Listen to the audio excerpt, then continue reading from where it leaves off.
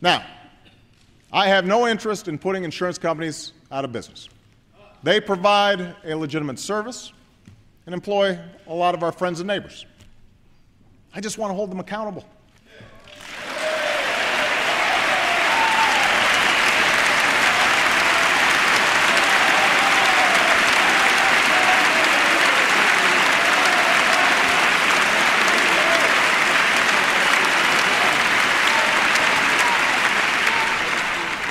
And the insurance reforms that I've already mentioned would do just that.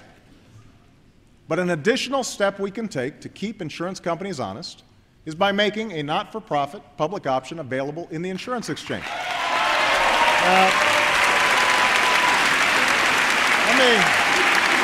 Let me be clear.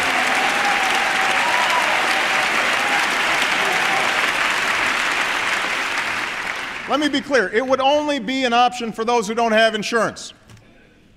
No one would be forced to choose it.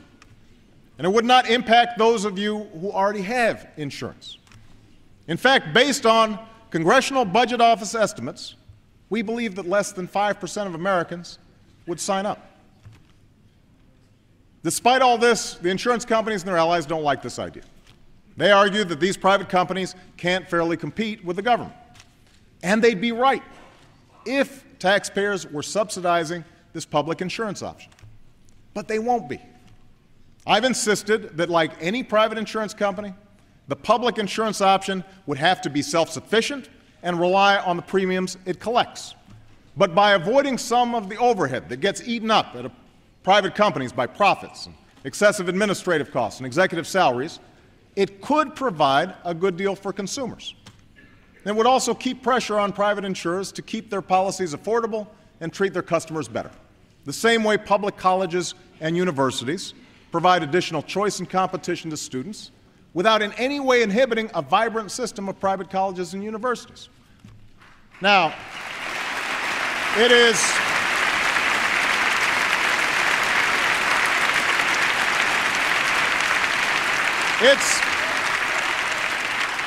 it's worth noting that a strong majority of Americans still favor a public insurance option of the sort I've proposed tonight.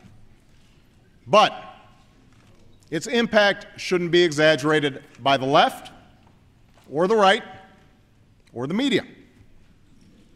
It is only one part of my plan and shouldn't be used as a handy excuse for the usual Washington ideological battles. To my progressive friends, I would remind you that for decades, the driving idea behind reform has been to end insurance company abuses and make coverage available for those without it. The public option is only a means to that end. And we should remain open to other ideas that accomplish our ultimate goal.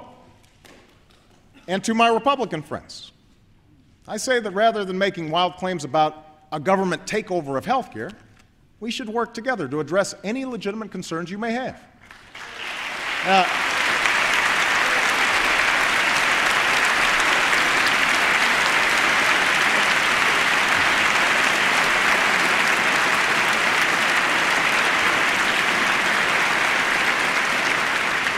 For example, some have suggested that the public option go into effect only in those markets where insurance companies are not providing affordable policies. Others have proposed a co-op or another nonprofit entity to administer the plan. These are all constructive ideas worth exploring. But I will not back down on the basic principle that if Americans can't find affordable coverage, we will provide you with a choice.